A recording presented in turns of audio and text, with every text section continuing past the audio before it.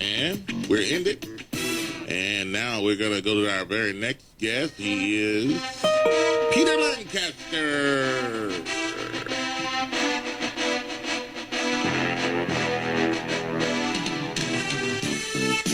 Let's go. Go, Adrian, we did it! He can't even wait till the music plays. He's so excited. We did it, Adrian! Shout out to Rocky. Don't go stronger. And welcome to the show, Peter Lancaster out of Birmingham, Alabama. Peter.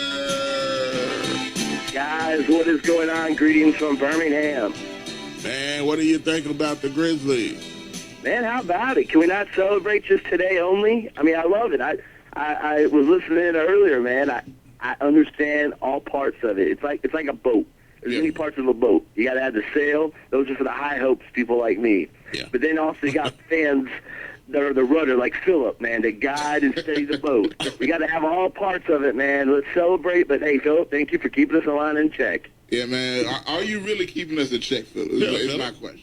Yeah, I'm trying to keep us all in check. Thank you, Peter. I'm glad someone's backing me up around here because I've been getting a lot of harsh treatment here from Josh, Bob, and Josh. Wait, hold it. From me?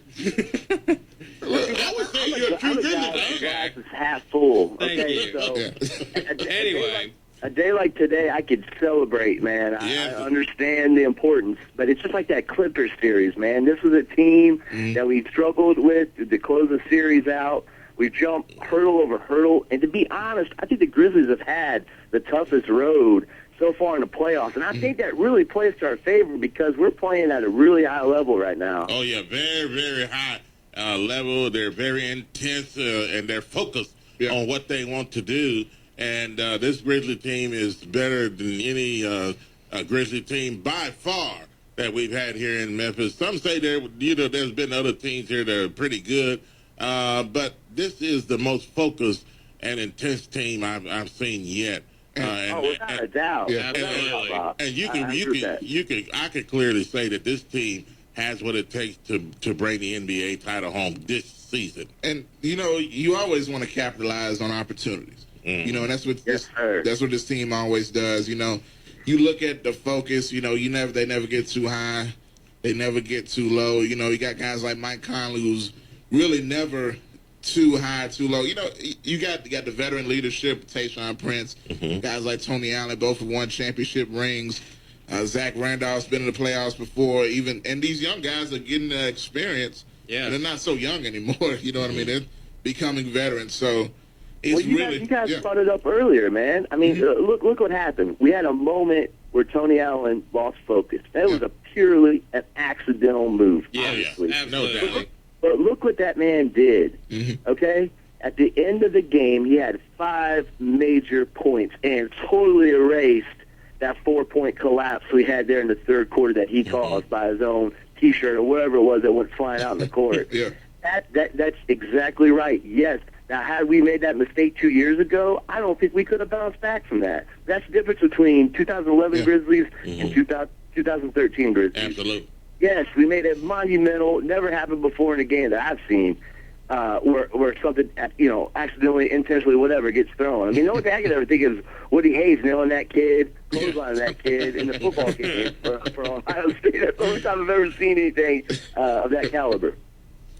Yeah, I had someone, I know me and you, Pete, were talking about this last night, and I had some other people talk about, don't we feel so much better that we can have a bench we can rely on? Because, last year, O.J. Mayo was not seen. It was not seen in the playoffs, and now we can rely on Quincy Pondexter and Jared Bayless to give us some big threes in the game, and which Quincy definitely did in the fourth quarter. That three in the fourth. I mean, I've mentioned this on the show too. You remember we've mentioned about Bayless and Poindexter at the end of the third quarter having those huge plays. Bayless about had another one last night with that heave that went in. Oh, yeah. Obviously, it was after the buzzer went off. Don't get me wrong, but I mean he almost struck again. Yeah. I was so excited. It was unbelievable. Guys, we're talking about all these people that are contributing to making the Grizzlies who they are right now. You got Tayshaun Prince last night had that awesome dunk, man. I mean, you know, didn't think he still had that in him, but man, hey, he gave it all he had to bring that one down. And over these guys, I mean, he just dominated. Over the whole thing? Yeah, just knocked them all down there. Imagine if that was in the grindhouse. Man, I'm telling you, it took the roof would have come off. Indeed, yes, indeed. The roof would have went across the bridge. Right into the Mississippi River. Yeah. But the only thing that bothers me about that play, though, was that should have been a nail in the coffin. Yeah. But instead, it turned into, like, you know, a total check on the Thunder. Like, they had to check each other that timeout because, I mean, they got dunked on by an old man. It was like the Uncle Drew commercial. Right? I mean, Prince, I mean, that was, man, I mean, I think that one's right up there as Prince's all-time highlights, right, with that Reggie Miller block he had when he was part of the Pistons team. Yeah. I really think, I mean, that was Tayshaun, what, 7 years ago? Yeah, man. I don't know what got him. What possessed him last night? I mean, it was to make him feel that he could do that. Simmer down. I mean, you know, that was dynamic. Yeah. And you look at Tayshaun's stats. He went 3 for 13 in the game. Which I don't want to say I'm bringing that up as a negative, but he did what he had to do when he needed to do it. And that's what you bring Tayshaun Prince in for. I mean, he even talked after the game. You know, he said he felt they needed that at that moment. Oh, yeah. And it's amazing. You can just pull that out. You say, okay, I'm not just dunk on Ibaka and Perkins and whoever else is down there to help my team out. At his age, you have to have that feeling at the right time. Yeah. And I think he had what it took, and he felt it. And indeed, he showed it out there. Now, in talking about the guys that we're giving credit to, guys here, let's not overlook the head coach here.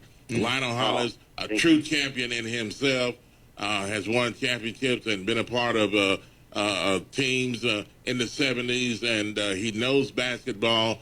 Guys, hey, got to give credit where credit's due here.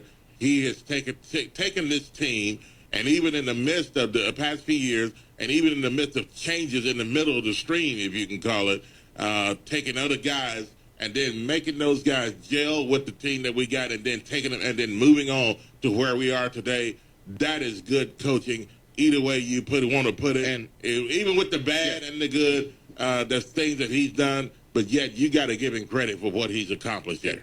Well, Bob, look at the game there. I mean, who was taking that game more seriously than Lionel Hollins last night? I mean, even when we had big leads, he was still calling guys out. I mean, he was all in Zebo's grill every time he fished. Even if he missed, he was still upset at the fact. And you know, I talked earlier about there's all different parts, you know, that you need, and he is definitely our rudder of the ship, man. He is definitely keeping us going the right direction, man, because he's our center, man. You know, he keeps us focused. We never get too high, we never get too low, and that's a credit to him and his coaching staff, without a doubt. Isn't it amazing how about a month ago we were all complaining about complaining about Lionel, like, oh, if he loses the Clippers series, he's gone. And they're not re-signing him for sure. Like, oh, there's, I didn't agree with that I could think of a bunch of old other coaches. I heard that argument. I did not agree with that point at all. Yeah. So it's just. You know, it's very odd, guys. You got to think about it, though. Okay, look, real quick. Okay, go ahead. Because I know what you're saying, but you look at the whole Lionel Hollins thing, and I'm with Peter on this side. You know what I mean? I never felt I know he's it seems like he's a regular season coach. He completely forgot about 2011, evidently. One bad choke of a season, you know what I mean, and the whole Clipper debacle that happened last season, and I think it was a bit of a jump reaction. I think some of it was the emotion of the fans, which I do like. You know, the fans' emotion showing, especially when you're playing the Clippers and you get blown out like you did. It's like, oh no, it's a repeat of everything, and it's just everybody was on the edge. It was an overreaction. But if you see now, I mean, the poise he's showing and the confidence that the players are having in him, I think that's what people. I mean, they want to play for him. Exactly. I mean, when you get to the point where you can get in Zach's face and Tony Allen's face, and they're like, okay, we'll just go out there and do what you say. That's a big deal. That is a big deal. Nobody's been able to do that to Zach Randolph. Too many coaches cannot get in these guys. In all honesty, would mess with Lionel Hollins, man. I mean, He doesn't look like a guy I would really question or call out, man. I mean, he's the real deal, and I'm very proud for him because, last year, man, we had such an up and down. When Zach got hurt, man, we really relied on O.J. Mayo. Mayo was that one player that drove Lionel the most crazy. I think Mayo drove Lionel more crazy than Rudy Gay and Tony Allen combined. And for him to maneuver through that season, in an abbreviated season, and and the way we went in that playoffs, I mean, everybody forgets we got to the 4th seed because we finished so strong last year. Exactly. And there was a couple games in that Clippers series, yes, where he makes his Lionel, changes, in the lineup and makes little adjustments, and it drives us all nuts. Don't get me wrong. I'm with you on that one, 100%. But I never question what he's doing big picture. I might question some of the little dinky things. Like, I called out, a couple weeks ago when Gasol was out for almost the whole second quarter. But I never questioned Lionel's big picture. And I think now we're seeing that we have the right pieces to the puzzle that he was trying to create with Coach Jaeger with his defense. And I think we have these pieces now where we can plug and play guys like Bayless, Pondexter, and Arthur. And I think, yes, with those 3 guys, I think that's just enough that we have that we can make a deep run. If not, head to the NBA Finals, as crazy that is to say today, here in Birmingham, Alabama, to my friends in business. I love it. Hey, guys, right now, Lionel Hollins does not have a contract in front of him to sign. Does that say anything, or does it mean anything at this point? No, it doesn't mean anything right now. I mean, they're too focused. He's too I'm sure he's not talking about contract right now. I mean, he's more focused on the Western Conference Finals right now. When the season's over with, they're going to start talking.